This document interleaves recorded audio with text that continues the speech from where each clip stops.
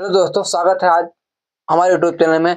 आज हम लेके आए हैं चैप्टर फर्स्ट बिलियन, जो आपके बोर्ड की दृष्टि से वेरी मोस्ट इंपॉर्टेंट चैप्टर है। यह चैप्टर आप पूरा तैयार कर लीजिए। इस चैप्टर से 10 से 15 नंबर का प्रश्न हर वर्ष परीक्षा में पूछे जाते हैं। इस चैप्टर से 2 या 3 न्यूमेरिकल आते हैं और डेरिवेशन लिखने के लिए 2-3 क्वेश्चन पूछा जाता है। ठीक है, सबसे पहला पॉइंट हमारा है, पढ़ेंगे हम लोग मोलरता, मोललता और मोल अंश। 3 परिभाषा आज हम लोग डिफाइन करेंगे। ठीक है, सबसे पहले आप लोग जानिए बिलियन किससे कहते हैं। अगर इसका परिभाषा आपको पता है तो प्लीज कमेंट करके जरूर बताएं। ठीक है, बिलियन यानी मतलब सॉल्यूशन, इसे इंग्लिश में कहते हैं सॉल्यूशन। 2 या 2 से अधिक, 2 या 2 से अधिक समांगी घटक को बिलियन कहते हैं। 2 या 2 से अधिक समांगी घटक को बिलियन कहते हैं। जैसे चीनी और पानी को हम मिलाएंगे तो क्या बनेगा? शरबत। ठीक है, एग्जाम्पल तौर पर। आगे देखते हैं। आगे हमारा पहला पॉइंट है मोलरता। ठीक है, पहला पॉइंट हमारा क्या है? मोलरता। मोलरता किससे कहते हैं? ठीक है, यह टॉपिक पॉइंट इंपॉर्टेंट है। मोलरता पर हर वर्ष परीक्षा में एक ना एक न्यूमेरिकल इस फार्मूले पर लगाने के लिए आता है, या डेरिवेशन टिप्पणी 2 नंबर का पूछ लेता है। आप इसे ध्यान से एक बार अगर देख लेंगे वीडियो, तो आपको मैं उम्मीद के साथ कहता हूं दोबारा आपको कोई वीडियो देखने को जरूरत नहीं पड़ेगी। ठीक है, आइए हम लोग पढ़ते हैं। ठीक है, यहाँ पर पहला क्या है हमारा पॉइंट? हमारा है मोलरता। मोलरता किसी बिलियन के 1 लीटर, मान लो क्या हम सबसे पहले बना हैं बिलियन है। ठीक है, कोई पात्र है, मतलब बॉटल है। किसी बिलियन के 1 लीटर में घुले। ठीक है, बिलियन की कैपेसिटी कितना है, यानी मतलब डेंसिटी मात्रक है 1 लीटर। 1 लीटर कोई बॉटल है। ठीक है, उसमें क्या है? बिलियन का है। किसी बिलियन के 1 लीटर में घुले विलेय के, ठीक है, ये क्या है? बिलियन है। ठीक है, 1 लीटर का बिलियन है, उसमें हम क्या मिला रहे हैं? विलेय मिला रहे हैं। बाहर से कोई पदार्थ है जिसमें मिला रहे हैं हम क्या? विलेय मिला रहे हैं। ठीक है, यानी क्या मतलब मोलों की संख्या है। विलेय के मोलों की संख्या को बिलियन की मोलरता कहते हैं। किसी बिलियन के 1 लीटर में घुले बिलियन, 1 लीटर का बिलियन है और उसमें हम क्या मिला रहे हैं? विलेय मिला रहे हैं। किसी बिलियन के 1 लीटर में घुले विलेय की मोलों की संख्या को मोलरता कहते हैं।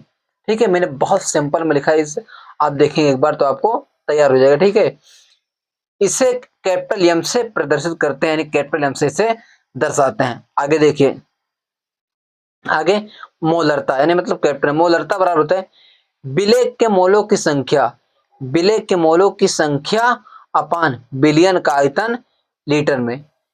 मोलरता बराबर विलेय के मोलों की संख्या अपान बिलियन का आयतन लीटर में। ठीक है, आगे देखते हैं। आगे मोलरता, मोलरता विलेय के मोलों की संख्या, यानी मतलब किसे कहते हैं? स्मॉल एन से। यहाँ ठीक है, यहाँ पर देखिए एन क्या है? विलेय की मोलों की संख्या है। यहाँ पर देखिए एन, ठीक है, कोई पदार्थ है, पदार्थ क्या है? विलेय है, एन से दर्शा रहे हैं, यानी मतलब मोलों की संख्या है। ठीक है, आगे देखिए विलेय के मोलों की संख्या यानी मतलब स्मॉल है। बिलियन का आयतन लीटर में बी। ठीक है, कोई चीज लीटर में, उसे हम मिलीलीटर में करेंगे तो क्या करेंगे?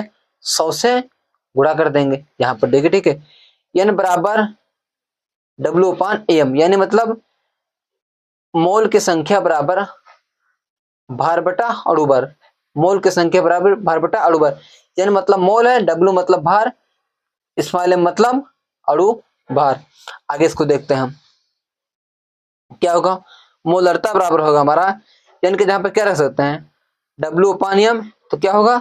W upon M into B आयतन मिलीलीटर इंटू 1000।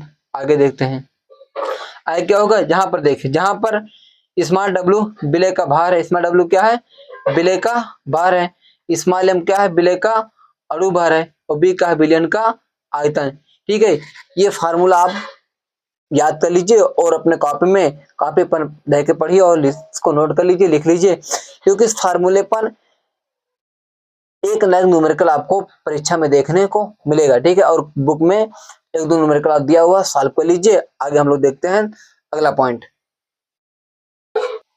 अगला पॉइंट हमारा है मोललता। ठीक है, इससे इस माध्यम से प्रदर्शित करते हैं।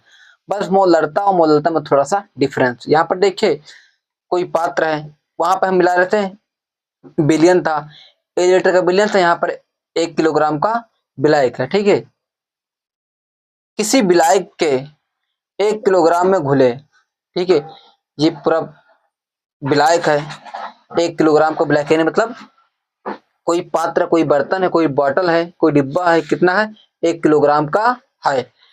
किसी विलायक के 1 किलोग्राम में घुले विलेय के मोलों की संख्या, ठीक है, ये 1 किलोग्राम का विलायक है, इसमें हम कोई पदार्थ है मतलब विलेय इसमें बाहर से मिला रहे हैं।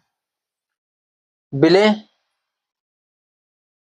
मोलों की संख्या को बिलियन की मोलरता कहते हैं। इसे इस माध्यम से प्रदर्शित करते हैं, वहां पर कैपिटल एम से, यहाँ पर इस माध्यम से प्रदर्शित करते हैं। हाँ, आगे देखें, मोललता बराबर होगा विलेय के मोलों की संख्या अपान विलायक का भार किलोग्राम में। वहां पर था विलेय के मोलों की संख्या अपान बिलियन का आयतन लीटर में, यहाँ पर है विलेय के मोलों की संख्या अपान विलायक का भार किलोग्राम में। चूंकि स्मॉल एन बराबर डब्ल्यू अपान एम, यानी मतलब एन का मतलब है मोलों की संख्या, मोल बराबर भार बटा अणु भार। इससे पहले हम लोग पढ़ चुके हैं। आगे देखें, मोलरता बराबर विलेय के मोलों की संख्या एन, ठीक है, एन अपान एन हो गया बिलियन का भार डब्ल्यू, किसमें होना चाहिए, किलोग्राम इंटू 1000। कोई चीज किलोग्राम से ग्राम में बदलेंगे तो क्या करेंगे, 1000 से गुणा करा देंगे। आगे देखें, स्मॉल एम बराबर एन के जगह पर हम क्या रखेंगे, एन के जगह पर small W upon M into capital W kilogram into 1000, जहां स्मॉल डब्ल्यू विलेय का भार है और एम है विलेय का अणु भार है स्मॉल एम, ठीक है, और कैपिटल डब्ल्यू है विलायक का भार है। अगला पॉइंट देखते हैं। अगला पॉइंट हमारा है मोल प्रभाव, यानी मतलब मोल अंश। ठीक है, दोनों का मतलब एक ही होता है।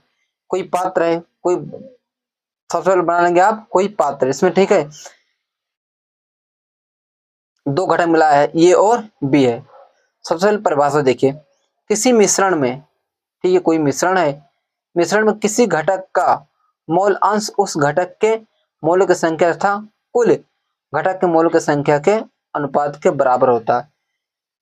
ये पात्र, इसमें 2 घटक मिलाया गया है, घटक ए घटक बी, ठीक है, मोल अंश को x से हम प्रदर्शित करते हैं। आगे देखिए, परिभाषा में देखिए, किसी मिश्रण में किसी घटक का मोल अंश उस घटक के मोलों की संख्या तथा कुल घटक के मोलों की संख्या के बराबर होता है। सबसे पहले हम लेंगे यक्स ये, ठीक है, मोल यक्स ये उस घटक के मोलों की संख्या था। यहाँ पर देखिए, किसी मिश्रण में किसी घटक का मोल अंश, ठीक है, सबसे पहले निकालेंगे यक्स ये बराबर उस घटक के मोलों की संख्या एन ए तथा कुल घटक के मोलों की संख्या, इन्हें मतलब N A plus N B होगा, यही तो दिया हुआ है। उस घटक के मोलों की संख्या इन्हें मतलब एन ए हो गया, इसी का निकालें यक्स ए का, और तथा कुल घटक के मोलों की संख्या के अनुपात के बराबर होता है। आगे देखिए, दूसरा हम निकालेंगे एक्स बी का, एक्स बी हो गया, एक्स बी के मोलों की संख्या एन बी हो गया तथा कुल मोलों की संख्या N A plus N B, जहां एक्स ये मोल अंश है, जहां एक्स ये का मोल अंश है, एक्स बी मोल अंश है, बी का मोल अंश है, एन ये के मोलों की संख्या एन बी के मोलों की संख्या। आई होप, मैं आशा करता हूँ ये वीडियो आपको समझ में अच्छे तरीके से आई होगी। प्लीज अगर आप नए हैं तो हमारे चैनल को सब्सक्राइब कर दीजिए, शेयर कर दीजिए। फिर अगले वीडियो मिलते हैं, धन्यवाद।